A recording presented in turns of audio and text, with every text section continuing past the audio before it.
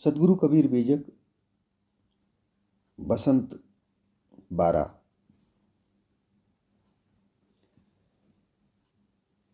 सदगुरु कबीर बीजक का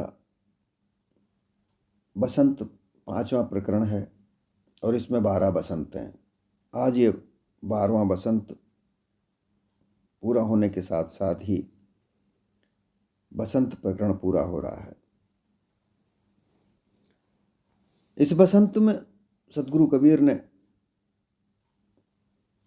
काल्पनिकता में अपने जीवन को बसंत की तरह खुशहाल करने की कोशिश करते हैं जो लोग, उसका सारा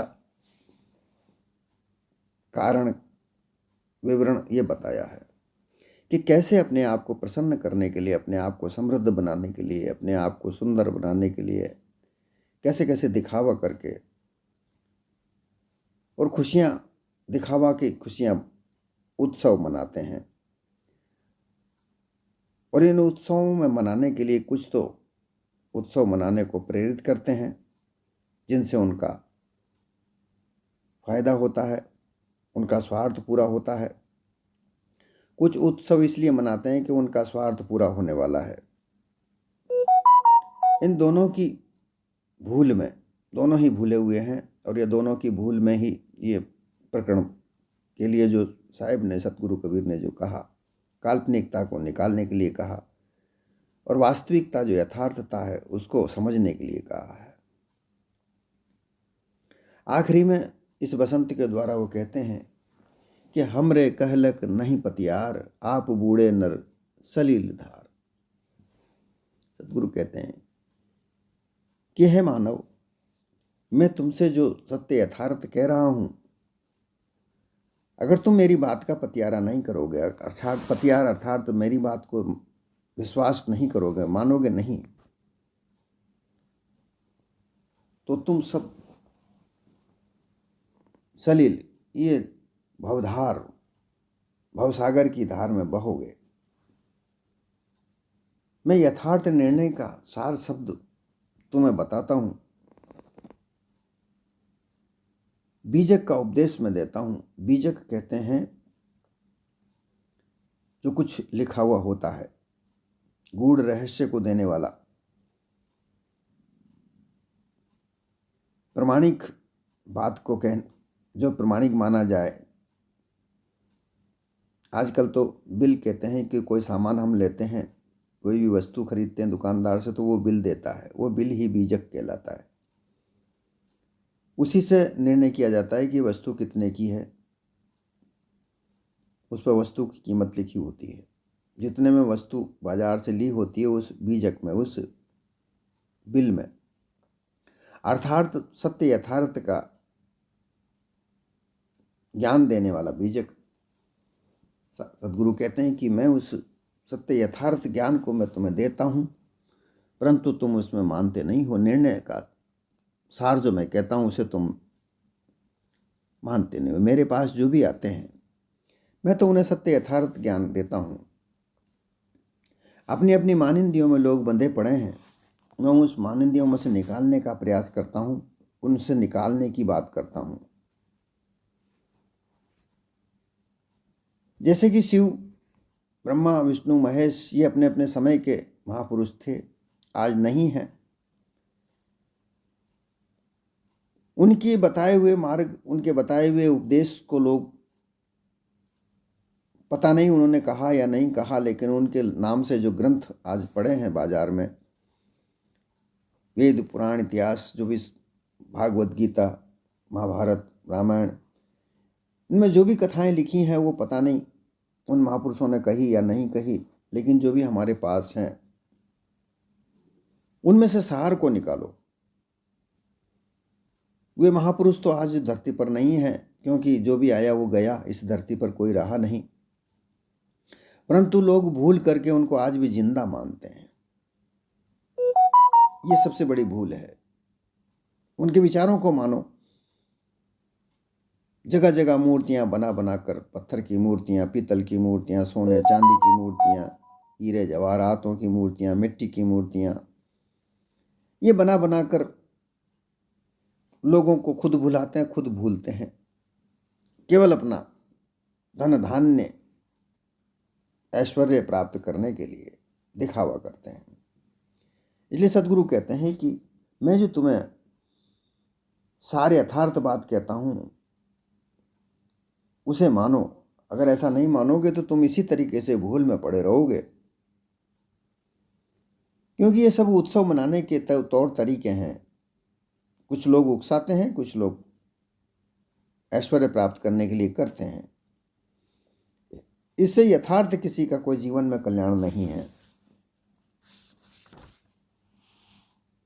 अंधा कहे अंधा पति आए, जस विश्वा के लगन बरा धराए। एक अंधे ने कहा चलो हम तुमको अच्छा सा तमाशा बताते हैं। दूसरा अंधा ने कहा, उसकी बात को विश्वास कर लिया और दोनों हाथ पकड़कर चलने लगे। मार्ग में एक बड़ा गड्ढा आया, उसी गड्ढे में दोनों गिर पड़े। भाई अंधा अंधे को कोई रास्ता नहीं बता सकता। इसी तरीके से गुरुआ प्रपंच लोग जो दिखावा करते हैं, छल करते हैं, कपट करते हैं और कुछ नहीं करते, दिखावा कर करके विभिन्न प्रकार के उत्सव मना कर दिखावा करके केवल इसमें अपना स्वार्थ सिद्ध करते हैं। इसमें परमार्थ कहीं भी नहीं है।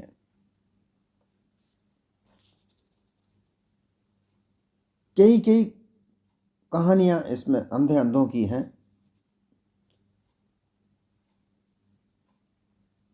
इसलिए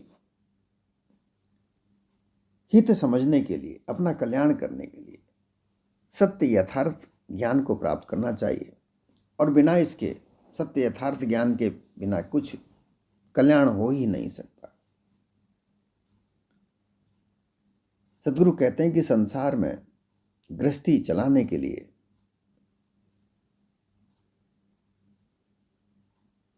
सच्चा ज्ञान आवश्यक है, जिसमें छल कपट न हो, झूठ न हो, हिंसा न हो, साधारण सा जीवन हो और ऊंचे विचार होने चाहिए, सत्य यथार्थ के विचार होने चाहिए। ऐसा इन ग्रंथों में भी लिखा है, परंतु उन बातों को न मानकर, जैसे रामायण कहती है कि प्रात काल उठे रघुनाथा, मात पिता सिरु नावई माथा, कि प्रातकाल रघुनाथ उठते हैं, राम जी उठते हैं और अपने माता पिता और गुरुजनों के सिर उनसे प्रणाम करते हैं, नतमस्तक होते हैं, परंतु उनको मानने वाले कोई ऐसा कोई करता नहीं है। राम को 14 वर्ष वनवास हुआ तो उनकी अर्धांगिनी सीता महलों का सुख वैभव छोड़कर, त्याग कर अपने पति के साथ गई। उनका भाई उनकी रक्षा के लिए, उनके सहयोग के लिए अपना खुद का ऐश्वर्य, अपनी खुद की स्त्री को छोड़कर वो भी जंगल में गया। परंतु आज ऐसा देखा जा रहा है कि भाई भाई का दुश्मन है, स्त्री अपने पति की दुश्मन हो जाती है धन के लिए। तो सद्गुरु कहते हैं कि ये सत्य यथार्थ नहीं है। सत्य यथार्थ वो है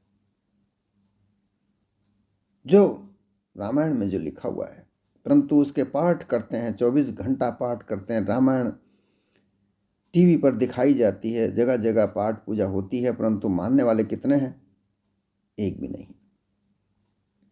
राम नाम का लेकर किस तरीके से राजनीति की जाती है, किस तरीके से धोखा दिया जाता है, किस तरीके से छल कपट किया जाता है, ये जग व्यवहार देखा जाता है, देख रहा है, संसार पूरा देख रहा है। ये तो मर्यादा नहीं है। इसलिए सत्य परीक्षा विवेक विचार से सबको अपना मानकर, मानव मात्र को एक जैसा मानकर, एक समान मानकर, सबको सदा सर्वदा शुष्क दृष्टि से देखने, समदृष्टि से देखकर विचार किया जाना चाहिए। परंतु मानव में मानव का भेद करके, ऊंच नीच का भेदभाव डाल के ये कौन सी धर्म की कथा सुनाते हैं लोग?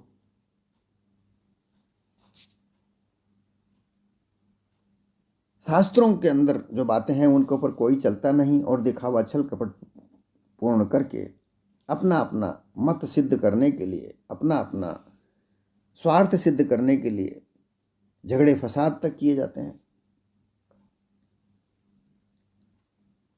इसलिए ये सब स्वार्थ है। और स्वार्थ किस चीज का?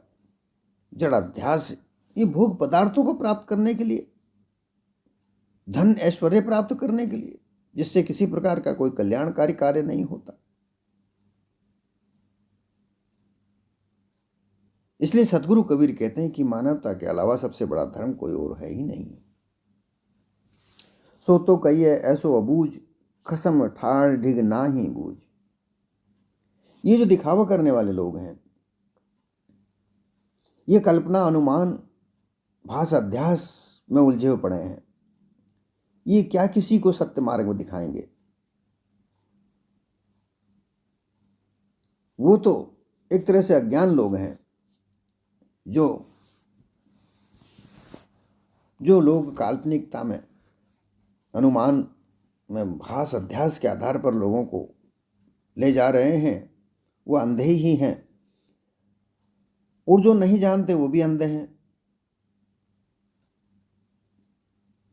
वो तो केवल गड्ढे में ही गिराएंगे, उनको सही मार्ग मिलता नहीं है।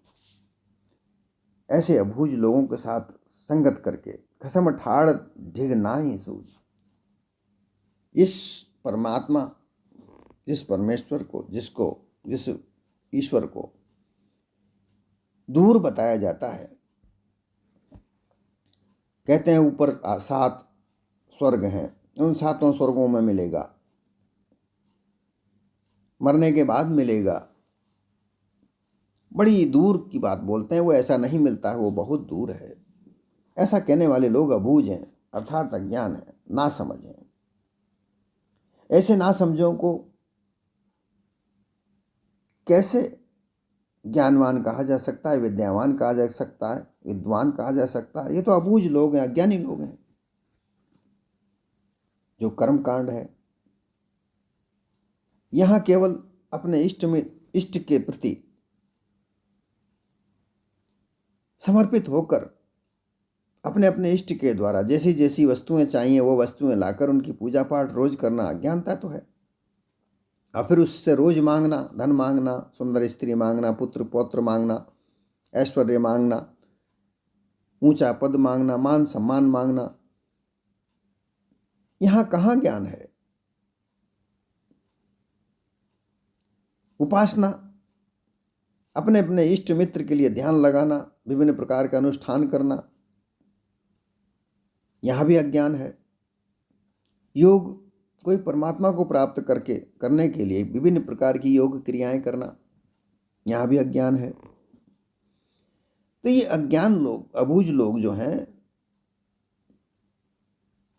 वो तेरा साईं तुझ में देख सके तो देख।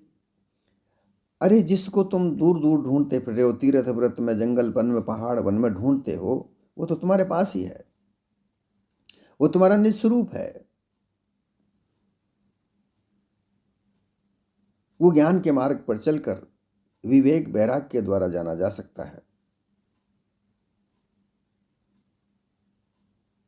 ज्ञान एक जानकारी है, विभिन्न प्रकार की जानकारी। उस जानकारी में से सत्य यथार्थ निकालना विवेक है। विवेक ये कार्य करता है, और जो सत्य उसे धारण करता है, और वैराग जो असत्य उसे त्यागता है। बिना विवेक वैराग के सत्य यथार्थ मिल ही नहीं सकता।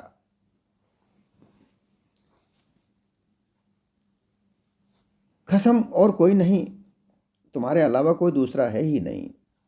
चेतन स्वरूप जीव ये सत्य स्वरूप है, ये हृदय में होता है, परंतु यथार्थ ज्ञान के बगैर नहीं मिल सकता। रोचक वाणियों के द्वारा, अनुमान कल्पना में ये दूर ही दूर बताया जाता है, क्योंकि अगर ऐसा नहीं बताया जाए तो इन गुरुआ प्रपंची लोगों का स्वार्थ कैसे सिद्ध हो, इनके मत पंथ कैसे चलें। इसलिए ये सत्य यथार्थ नहीं है। आनप चाहे मान, झूठ प्रपंच साँच करि जान। कोई ब्राह्मण, कोई क्षत्रिय, कोई वैश्य, कोई हिंदू, कोई मुसलमान, कोई ईसाई, कोई यहूदी, कोई फारसी इत्यादि सब लोगों ने अपनी अपनी जाति को विशेष श्रेष्ठ माना। वे सब मान बढ़ाई, प्रशंसा, धन संपत्ति, स्त्री पुत्र, संसार के सुख भोग चाहते हैं। झूठा विषय प्रपंच, संसारिक व्यवहारों का विस्तार चाहते हैं। ये सारा दुनिया भर का जंजाल है। अब इनमें अगर देखा जाए तो सब में कौन है? केवल मानव। इस मानव ने ही अपने अपने इच्छा के आधार पर विभिन्न प्रकार के मतपंथ बनाए। मतपंथ में फिर अपनी अपनी इच्छाओं के आधार अपनी अपनी व्यवस्थाएं बनाई। मानव को ब्राह्मण, क्षत्रिय, वैश्य और शूद्र, हिंदू, ये मुसलमान, ये क्रिस्तान, ये कोई ईसाई है, ये यहूदी है, ऐसे ऐसे मत बना बना करके मानव से मानव को अलग अलग कर दिया। और फिर इस ये ब्राह्मण, मुसलमानों में मौलवी और हिंदुओं में ब्राह्मण, इन्होंने तो हद ही कर दी। अपने स्वार्थ के लिए इन्होंने अपने मानवता को इस तरीके से मानवता से अलग किया कि सबके अलग अलग अधिकार बांट दिए, जबकि मानवता सबका अधिकार है। परंतु इन्होंने सबके लिए अलग अलग खड्डे खोद करके अलग अलग उनको ऐसा बांटा कि आज तक एक नहीं हो पा रहे। और सबसे ऊपर सिर पर बैठ गया ये ब्राह्मण। इनमें से निकलने का कार्य मेरा सत्य ज्ञान है। सद्गुरु कहते हैं कि ये मेरा सत्य ज्ञान, अपने आप को जांचो परखो, अपने आप को जांचक बनाओ। झूठ क्या है, सत्य क्या है, ये परखने की जो कला है वो तुम्हारे अंदर है, परंतु तुमको भुला रखा है। इनमें से निकलो, इस प्रपंच को त्याग कर सत्य मार्ग में, मैं कहता हूं उस पर विश्वास करके आगे बढ़ो। झूठा कबहू न करे है काज, हूँ बरजो ते सुनो निकाल।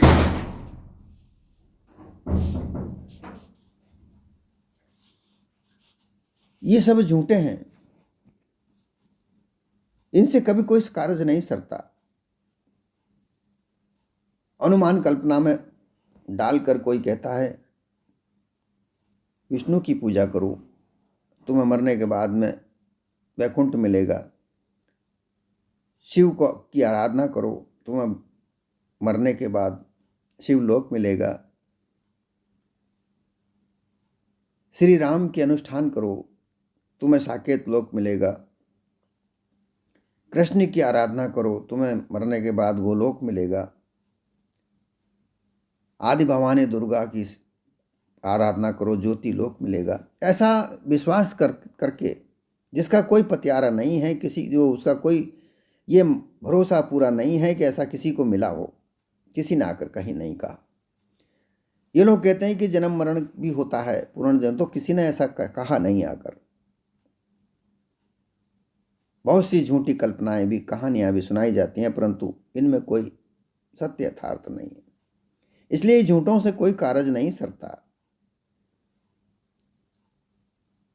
इनसे बंदी मुक्त नहीं होता।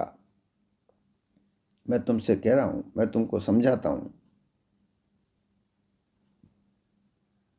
हे निर्लज्जो, इन अंधों के साथ में तुम अंधे बने हुए हो। ये गुरुआ प्रपंची लोग तो निर्लाज हो रहे हैं, इनको किसी बात की शर्म नहीं है, ये बेशर्म है। इनके साथ तुम भी बेशर्म हो रहे हो। मैं तुम्हें समझाता हूँ, मेरे विचारों को सुनकर ये झूठी मानंदी इनको त्याग कर सत्य यथार्थ पर आ जाओ, अपने जीवन का वास्तविक कल्याण करो। छांडव पाखंड मानो बात, नहीं तो परवेऊ यम के हाथ। हे मनुष्यों, मेरे सत्य यथार्थ निर्णय की बात को अब भी अच्छी तरह से समझ कर मानो। संसार के पाखंड, झूठ, ढोंग, अधर्म को धर्म बताने वाले लोग, जड़मूर्ति की पूजा, जीव हिंसा, बलिदान, देवी देवता, भूत प्रेत की मानिंदियाँ, यह दुराचार, व्यभिचार, जातिवाद का अहंकार, छुआछूत की मानिंदी, विषयासक्ति, ये ऐसे ऐसे पाखंडों को परख कर सर्वदा इनको छोड़ो, इनका परित्याग करो। और यदि तुम ऐसा पाखंड नहीं त्यागते हो, अगर मेरी समझाई हुई बात को नहीं परखते हो, जानते नहीं हो, तो तुम अवश्य काल अर्थात इस समय के आधार, काल कहते हैं समय को, और इन छल कपट झूठ में पड़कर व्यक्ति मानुषता को त्याग कर पशुवर्ती हो जाता है। जिस तरीके से पशु का कोई धर्म नहीं होता, बस उसे खाना और विश्राम करना होता है। अपनी अपनी वृत्ति के अनुसार, जैसे कुत्ता, बिल्ली, गाय, ढोर ढंकर खाते हैं और विश्राम करते हैं, इसी तरीके से मानव का भी यही कार्य, अगर सत्य यथार्थ ज्ञान को नहीं प्राप्त करता है, झूठी कल्पनाओं में पड़ा रहता है, तो वो भी एक तरह से पशुआ जीवन व्यतीत करता है। और पशुआ वृत्तियों में बच्चे पैदा करना, भोजन करना, अच्छे अच्छे ऐश्वर्य प्राप्त करना, भोग वस्तुओं को में लगे रहना, मानवता को नहीं समझना, हिंसा करना, डराना, धमकाना और चोरी चकारी करके धन को ऐंठना, ठगना, ये सारे कार्य पशुआ कर्म हैं। इन पशुआ कर्मों में लगे रहोगे, क्योंकि बिना ज्ञान के, क्योंकि जो ये गुरुआ प्रपंची लोग विभिन्न प्रकार का कर्म कांड, उपासना कांड, योग कांड, ज्ञान कांड बताते हैं, ये तो अज्ञानता है। सत्य यथार्थ ज्ञान तो यहाँ है ही नहीं। ब्रह्म ज्ञान एक अनुमानित कल्पना का ज्ञान है, जिसे पाकर कुछ पाया नहीं जा सकता। योग कर करके भी कल्पना परमात्मा कोई है, उसे कोई प्राप्त किया नहीं जा सकता। उपासना में भी ऐसा ही ध्यान लगाया जाता है। जो व्यक्ति मर गए, जो आज उपस्थित नहीं हैं, उनका ध्यान लगा कर उनको सिद्ध किया जाता है, ऐसा, जबकि ऐसी कोई सिद्धियां प्राप्त नहीं होती। सिद्धियां सब तुम्हारे अंदर ही हैं। अगर तुम मानवता से जीना चाहते हो, कल्याणकारी होना चाहते हो, तो सब कुछ तुम्हारे पास ही है, कोई दूसरा कहीं नहीं है। इसको प्राप्त करने के लिए छल कपट पाखंड त्याग दो, झूठा रास्ता त्याग दो, कल्पना त्याग दो, सत्य यथार्थ मार्ग पर चले आओ। तो तुम इस काल समय के घेरे, ये पशुआवृत्ति, इनको त्याग दोगे। जो समय है इसमें पशुआवृत्ति का भयंकर रूढ़िवाद है, इसको त्याग कर सत्य यथार्थ पारक बोध को समझो और मुक्त हो जाओ। कहीं कबीर नर किया न खोज, भटकी मुआ जस बन के रोज। सतगुरु कबीर कहते हैं कि ये मानव तन बड़ा उत्तम है, और इस मानव तन में सामर्थ्यता है, अच्छा बुरे की खोज कर सकता है, क्योंकि इस मानव ने ही विभिन्न प्रकार के आविष्कार करके विभिन्न प्रकार की वस्तुएं बनाई हैं, कोई और किसी ने नहीं बनाई। जो आज हम विभिन्न प्रकार के ऐसे ऐसे यंत्र देखते हैं, ये सब मानव ने ही निर्मित किए हैं, ये उसका खोज का ही प्रमाण है। इसलिए तुम भी खोज करो, सत्य क्या है, असत्य क्या है, इसका खोज करो, इसको जांचो, परखो, तो तुम्हें सत्य यथार्थ प्राप्त होगा कि तुम्हारे अलावा कोई दूसरा है ही नहीं। इस संसार की विभिन्न प्रकार की रचना करने वाले तुम हो, तुम्हारे अलावा कोई नहीं है। परंतु ये गुरुआ प्रपंची अपने स्वार्थ सिद्ध करने के लिए विभिन्न प्रकार की दुकानें बनाकर केवल धन ऐंठने के लिए, धन बटोरने के लिए, उनका सुख ऐश्वर्य करने के लिए उनका एक व्यापार उन्होंने बनाया है। और उस व्यापार को बढ़ाने के लिए वो विभिन्न प्रकार के छल करते हैं, कपट करते हैं, धोखा करते हैं, और उस धोखे में तुम पड़े हुए हो। और जब तक तुम अपने आप को खोजी नहीं बनाओगे, जांचक नहीं बनाओगे, पारखी नहीं बनाओगे, तब तक तुम इनके प्रपंचों में भटक भटक कर ऐसे ही आवागमन के चक्रव्यूह में जाते रहोगे। जैसे वन के रोज होते हैं, जंगल में एक पशु होता है जिसको रोजड़ा कहते हैं, अर्थात वो पशु भी पशुआ कर्म में उलझे रहोगे, क्योंकि वो पशु है। खाना, किसी का नुकसान हो रहा है या नहीं हो रहा है, वो खेतों में आ जाते हैं, किसानों की फसलों को खा जाते हैं। वो भागते नहीं हैं, रात में आ जाते हैं। इसी तरीके से ये मानव पशु कर्म के आधार पर किसी का भी धन चोरी करके, लूट के, छिना कर अपना ऐश्वर्य प्राप्त करता है। ये पशुआ कर्म है कि कोई मेहनत करके धन कमाए, सुखपूर्वक अपने जीवन को व्यतीत करे, और उसके धन को लूट कर, चोरी करके, डाका डाल के, हत्या करके, छीन छपट के ले जाकर अपना स्वार्थ सिद्ध करे, ये पशुआ कर्म ही है। इसी तरीके से विभिन्न प्रकार के भेष धारण करके कोई सन्यासी वेश धारण करता है, कोई जटाजूट होता है, योगी बनता है, कोई ब्रह्मज्ञानी बनता है। अपने से अलग करता बताकर कोई ब्रह्मज्ञान बताता है, कोई परमात्मा अलग है, वह संसार की रचना करता है, कोई ईश्वर की कहता है। और यह भ्रम धोखे में डालकर अपने मतपंथ को चलाने के लिए विभिन्न प्रकार के छल कपट के द्वारा ये सब अपना बसंत मनाते हैं, अर्थात खुशियां मनाते हैं। और उन खुशियों के आधार पर दूसरों को दुख दे सकते हैं। उनको किसी दूसरे के दुख का कोई मतलब नहीं होता। उनको तो केवल अपने ऐश्वर्य प्राप्ति का साधन होना चाहिए। बस वो अपने ऐश्वर्य को प्राप्त करना चाहते हैं। मानवता मरे तो मरे, उन्हें उससे कोई लेना देना नहीं है। केवल जड़ पदार्थों को प्राप्त करने के लिए 12 महीने चैत्र और बैसाख, ये 2 महीने बसंत ऋतु होती है। परंतु ये जड़ाध्यासी देहधारी चैतन्य जीव संग साथी तो 12 महीने लगातार दिन रात इच्छा, वासना, आशा, तृष्णा, काम, क्रोध, लोभ, मोह, विकार से स्त्री सहवास, भोग विलास इत्यादि विभिन्न बसंत संसार में हो रहे हैं। अर्थात विभिन्न प्रकार के उत्सव मना करके हर दिन हर रात प्रसन्नता रखने के लिए, भोग विलास करने के लिए छल कपट करके धन कमाते हैं। और उस धन का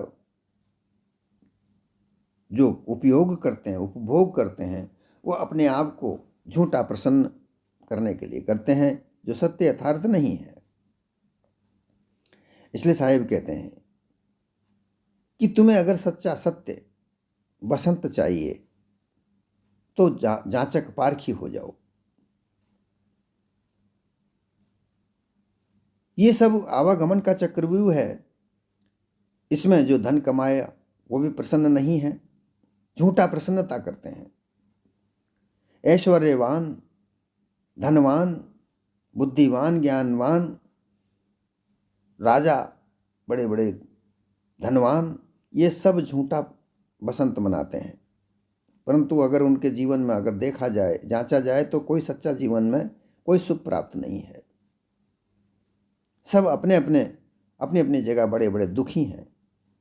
सच्चा सुख, सच्चा यथार्थ बसंत तो तब है, तब अपने निस्वरूप को प्राप्त करो,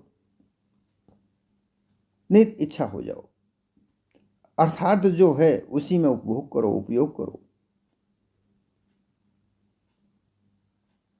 संतोष संपन्न होकर सारे धन को अपना मानकर जीवन व्यतीत करो।